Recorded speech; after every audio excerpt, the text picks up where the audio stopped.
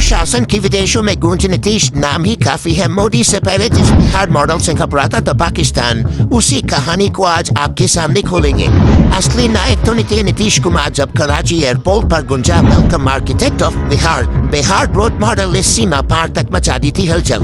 मोदी के उभरने से पहले ही पाकिस्तान को बेचैन कर चुका था बिहार मॉडल। क्या हुआ जब नीतीश कुमार कराची एयरपोर्ट पहुंचे?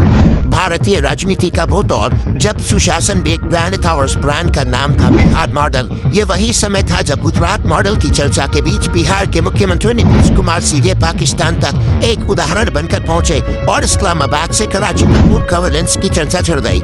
एक समय था जब देश की सियासत सिर्फ कुर्सी नहीं मॉडल की बात करती थी।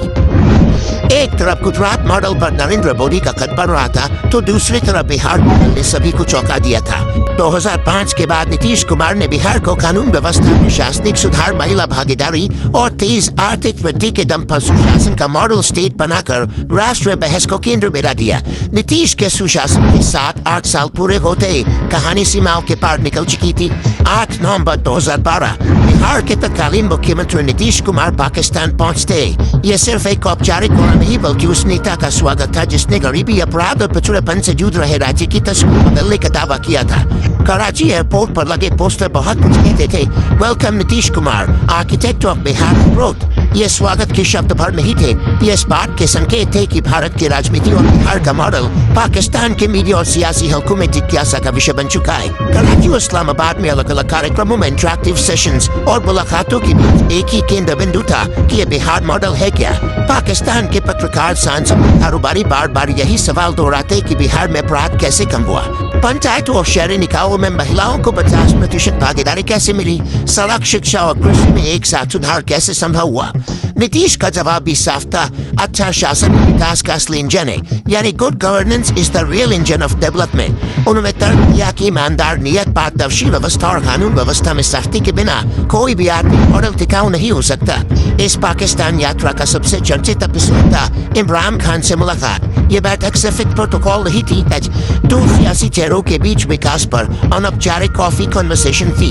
उस वक्त इमरान खान ने नीतीश कुमार से कहा था कि आपने गरीब और पिछड़े राज्य को नई रफ्तार दी। ये पाकिस्तान के लिए भी प्रेरक कहानी है। इमरान का ये बयान दोनों मुल्कों के अखबारों की संख्या बना। पहली बार किसी भारतीय मुख्यमंत्री को पाकिस्तान में सफल शासन के प्रतीक के रूप में प्रोजेक्ट किया जा रहा था और उस उदाहरण का नाम था बिहार मॉडल। ये दौरा सिर्फ मीटिंग्स और भाषणों तक सीमित नहीं रहा। नीतीश कुमार मोहनजोदड़ो, टाकसिला, गुरुद्वारा, डेरा साहिब, नेता दरबार जैसे ऐतिहासिक धार्मिक स्थलों पर भी गए। लाहौर में एक बुजुर्ग ने गले लगाते हुए कहा कि आप भारत से नहीं पटना से आए, हमारा साझा इतिहास वहीं से शुरू होता है। ये लाइन उस यात्रा का इमोशनल फ्रेम बन गई। राजनीतिक सीमाओं से परे सभ्यता और इतिहास के साझा धागे दिखने लगी। गंगा के उस पार पटना और इंदिरा सिंधु नदी के किनारे बसे शहरों के बीच एक सांस्कृतिक होल की तस्वीर उभर कर आई। कराची और इस्लामाबाद में व्यापारिक समूहों और सांसदों के साथ मीटिंग्स में नीतीश कुमार ने बिहार की ग्रोथ स्टोरी विस्तार से रखी। उन्होंने बताया कि कैसे कानून व्यवस्था सुधरने पर निवेश का माहौल बना, कैसे कृषि सुधारों में ग्रामीण अर्थव्यवस्था को गति दी और कैसे स्किल, शिक्षा और सड़क नेटवर्क में राज्य के विकास दर को कई साल तक शीर्ष पर रखा। उन्होंने ये भी प्रस्ताव रखा कि बिहार के हस्तशिल्प, कृषि उत्पाद और IT सेक्टर को पाकिस्तानी बाजारों से जोड़ा जा सकता है। कराची में इंटरैक्टिव सेशन के बाद कई पाकिस्तानी कारोबारी इस बात से प्रभावित दिखे कि भारत के सबसे बड़े माने जाने वाले सूबे की कहानी अब रोल मॉडल के तौर पर सुनाई जा रही है। 8 नवंबर से शुरू हुई यात्रा 16 नवंबर 2012 को बाघा बॉर्डर के रास्ते लौटते हुए खत्म हुई। वापसी पर नीतीश कुमार ने कहा था कि ये सिर्फ राजनीतिक विजिट एक मानवीय अनुभव था। पाकिस्तान की मेजबानी, लोगों का उत्साह और सवालों की गर्माहट उन्हें लंबे समय तक याद रही। जानकार मानते हैं कि इस दौरान एक दुर्लभ तस्वीर रची जहाँ एक भारतीय नेता सीमा पार सम्मान और लोकप्रियता के प्रतीक के रूप में पेश किया गया।